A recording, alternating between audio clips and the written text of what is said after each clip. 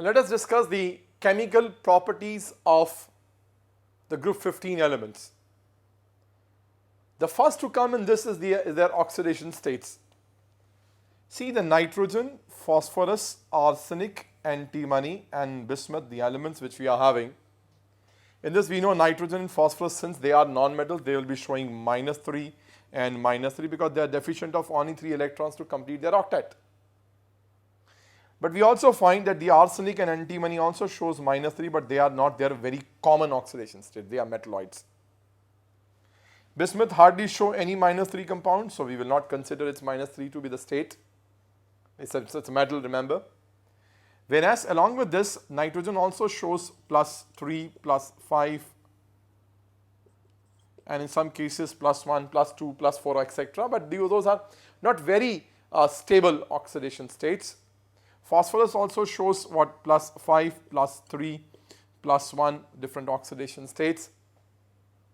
But what we find in this case is arsenic also shows +5, +3 states, +1. Bismuth also shows +5, +3, +1. But what we find is that hardly bismuth is not able to show +5. It's only one compound in the form of bismuth pentafluoride is possible. Other than, no other species is able to oxidize bismuth to the +5 oxidation state.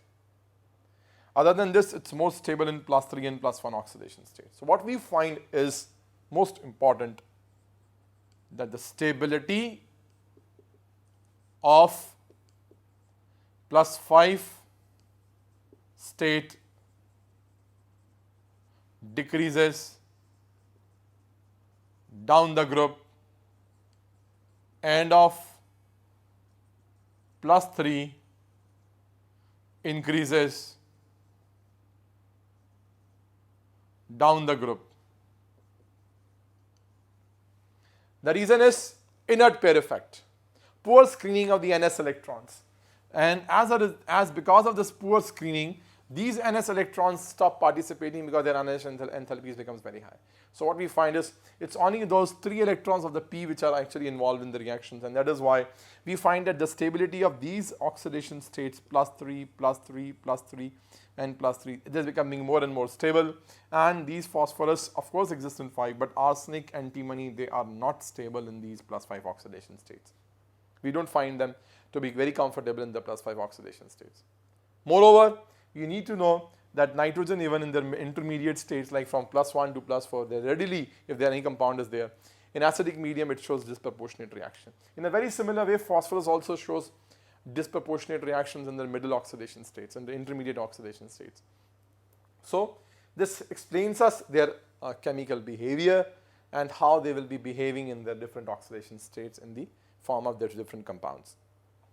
Now before moving further, let us first understand one more basic thing, that the elements of second period will not be able to extend their octet.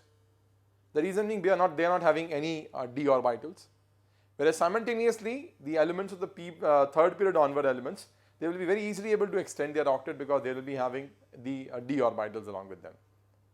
So that makes a lot of difference, and that is why mostly what we find that the p block second period elements are not able to form complexes with more than the 4 atoms attached to this, and whereas the elements of the third period onward systems in the groups, they are easily able to form the complexes with 6 or even more than this number of atoms in this in their compounds. Now let us do a very important thing in this group, which is basically the anomalous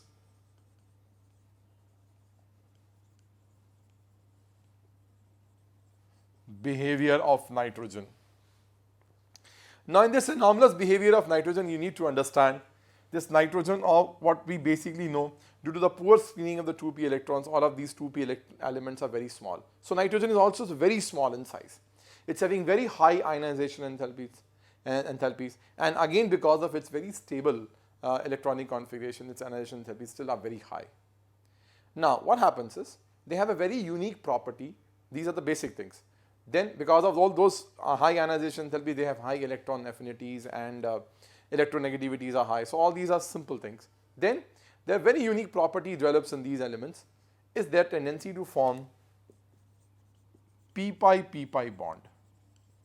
Now we know pi bond is formed when two smaller elements comes very close to each other while forming a sigma bond, and once they have their unhybridized 2py or 2pz or py-pz orbitals, they get what, sideway overlapped. They shows lateral overlapping, and because of which another bond is formed which is called a pi bond.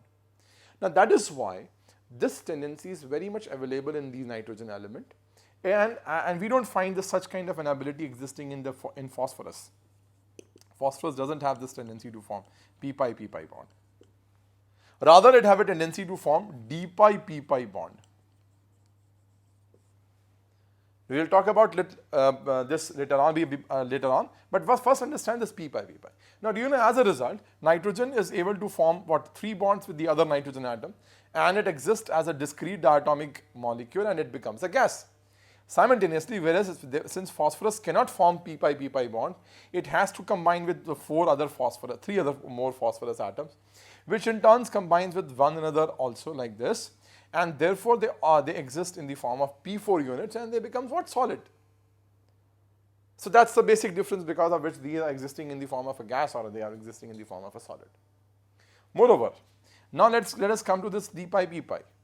The nitrogen is not able to form the compounds like this. We can have this one 3p phosphorus oxide. It's trimethyl phosphorinium oxide. Nitrogen is not able to form this kind of a compound because here in this what we find is there is one of the pi bond is basically d-pi-p-pi bond.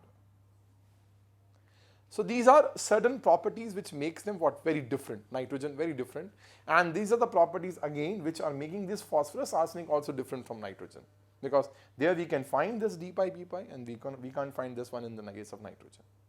Lower elements can also form like arsenic, antimony. They can also show this kind of a behavior of forming a d-pi-p-pi or d-pi-d-pi bonds, but which we don't find in case of nitrogen. Now let us see the second property is their reactivity with hydrogen. They all react with hydrogen to form hydrides of general formula MH3. So it's like NH3 ammonia, PH3 phosphine, then we have arsine, antimony hydride, and bismuth hydride. Now these hydrides, all of these are sp3 hybridized with pyramidal structure. So all of these are, remember, they are what, isostructural. Another thing is, the most important what we find is their stability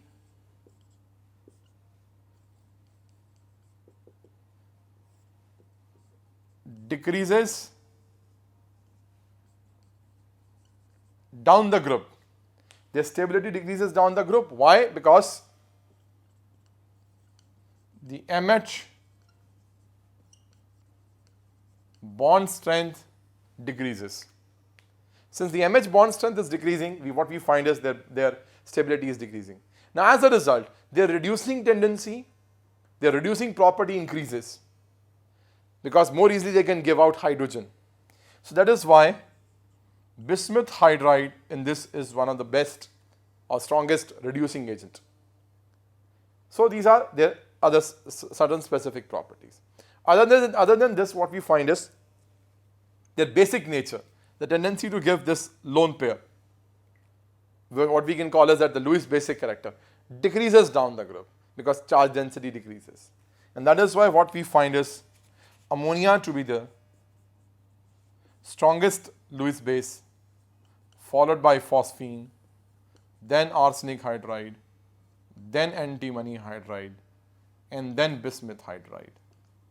Now what we find is these are almost having similar basicity, otherwise almost what we find is it is decreasing down the group. And let us talk about their oxides. Let us talk about their oxides.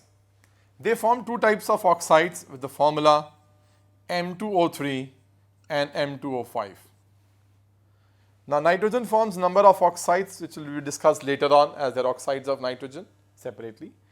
Phosphorus forms, yes, P2O3 and P2O5, both these oxides. Arsenic, antimony and bismuth, they forms only the As2O3, Sb2O3 and Bi2O3. Their pentoxides are not available because they are not stable in their +5 oxidation states due to inert pair effect. Now all these oxides, what we find is the oxides of nitrogen and phosphorus are acidic. Oxides of arsenic and antimony are amphoteric. And oxides of bismuth mainly are basic because it's a metal. And therefore what we find is the basic character of these oxides is increasing down the group. That's the basic reason, and we find that all of these are acidic in nature. Then let us discuss their halides.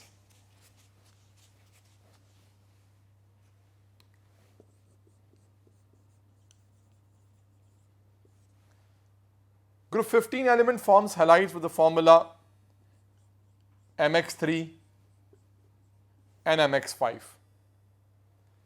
Like we know, nitrogen is only able to form NF3. All other its halides are not stable, and it's not possible for nitrogen to form any of the pentahalides. Like I can write it like this, NX5. The reason is non-availability of the d orbitals. It cannot extend its octet. Yes, phosphorus forms all its trihalides as well as it forms PF5 and PCl5, but not bromine and iodine with bromine and iodine. The reason being they are not able to oxidize phosphorus to the +5 oxidation state, not very stable. Arsenic and antimony also they form trihalides, all types of trihalides.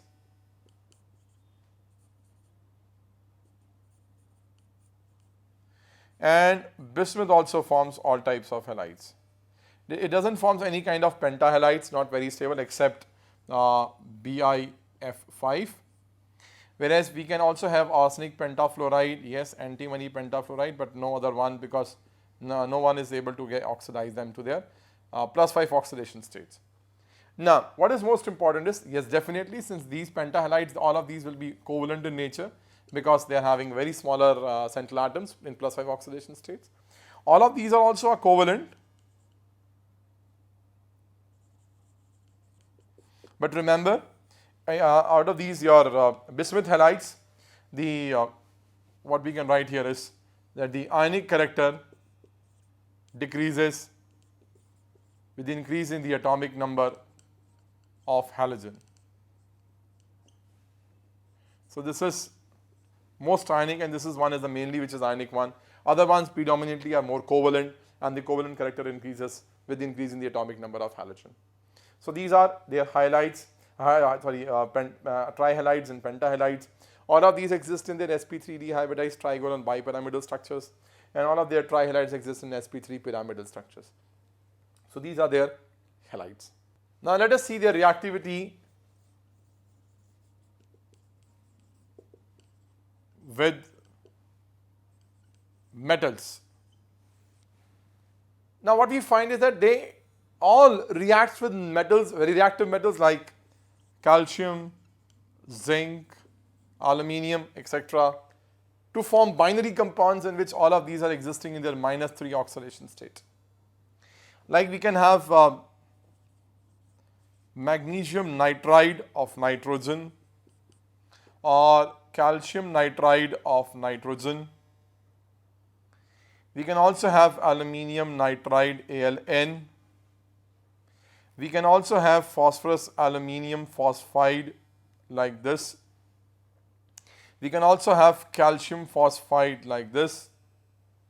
We can also have arsenides, like we can have zinc arsenide. We can also have antimonides, like we can have zinc antimonide. They can exist in the different forms. And we can also have bismuth compounds, yes, bismuth compounds in the form of magnesium bismuthide. So yes, these compounds are possible. They combine with reactive metals and exist in the form of binary compounds in their -3 oxidation state. So this is how we are able to understand their chemical properties. Now we will be taking the important compounds of these group elements, along with the specific extraction methods of nitrogen, as well as you can take for the phosphorus.